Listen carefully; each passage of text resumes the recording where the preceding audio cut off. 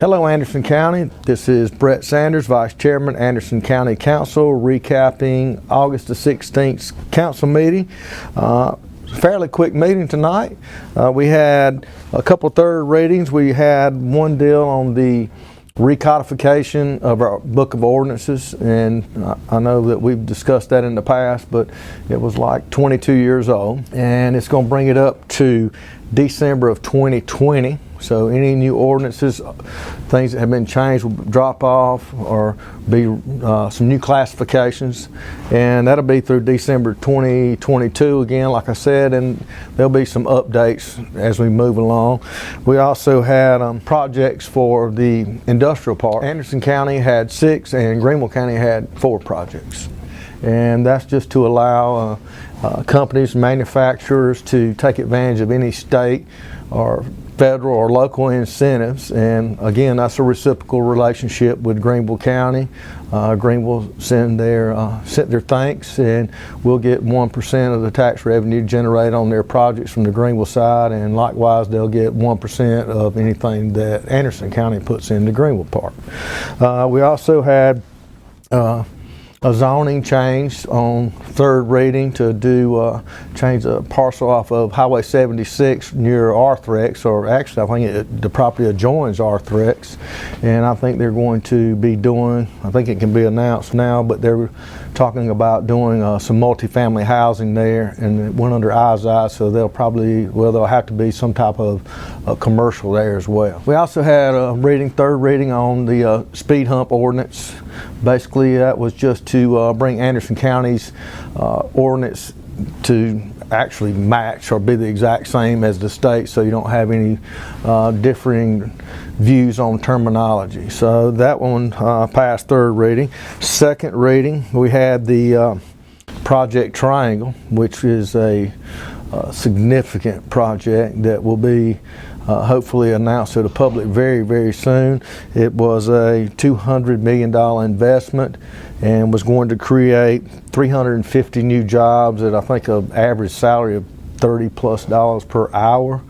And currently it's a current company here now with paying $51 million a year in taxes, or annual payroll, $51 million in annual payroll. With the additional jobs of 350, they'll have an annual payroll of over $2 million per year. So that'll be good for the overall economic impact, especially in the community. People spending money and got the opportunity, especially those from here, and the big thing for me is opportunity to stay at home and form a career and build a family, and not having to step outside of the county or the state. So now I think our economic development department has done a phenomenal job.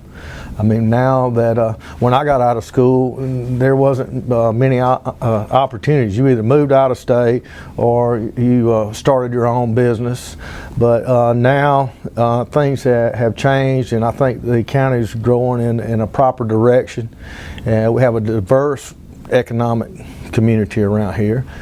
We used to be all textiles, but now we have a big diversity, and there are plenty of careers and opportunities for high school graduates, college graduates. So I'm happy to see that families have an opportunity not only to grow up here, but to continue to work and raise their families here. Project Limestone was another project, $80 million, that was expanding. We actually had Project Limestone in the past and done a agreement with. Now here they are growing again, and it's going to be by 2026. When they get the addition on, be an additional $300,000 per year in taxes. Don't have the exact amount of jobs just yet, but that's a good project. Again, it just shows that our Anderson County's community and the county and the state itself, and especially Anderson County, that the people that are here, the businesses and manufacturers that are here, are growing and thriving and actually expanding here. So that is always good to see a project that that economic development's worked on, the county's brought in here, and then see them in just a short period of time expanding by millions and millions of square feet and hundreds of jobs. So it's exciting to be an Andersonian right now. We also had a project that I think in Councilman Glenn Davis's district, who's been working with economic development to try to get development and businesses in his district, and it is a manufacturing steel company that makes steel and accessories that go in the manufacturing of steel buildings and the erection of them. And it's going to be 60 jobs at $25+ per hour, and it's going to have an economic impact of $111 million over the next 30 years. That's an exciting thing for Councilman Glenn Davis. Also, we had 4 vehicles, Honeypath, Belton, that were sent a request in, and they were actually, I think most of them, I think the average miles was probably right at 200,000 miles, and they were ex-police Tahoes or police Crown Victorias. I know that I like to see them being revitalized and used in other areas, and I'm glad that Anderson County had the ability to help them as well. And then we had ACTC, Anderson County Transportation Committee, had sent out some requests on paving. I think Pickens Construction, a local company here, I'm glad to see local companies get into bid. It was an additional $888,750 of pavement that's going to be happening in different districts. So that's always a good thing to hear. We had, basically, like I said tonight, we had a very impactful council meeting. It was shorter than it's normally been, but as you can see, you were here, the millions and millions of dollars of investments that's coming into Anderson County, the millions of dollars of expansion of companies that's already here, and the jobs and the salaries being created. It's a great time here.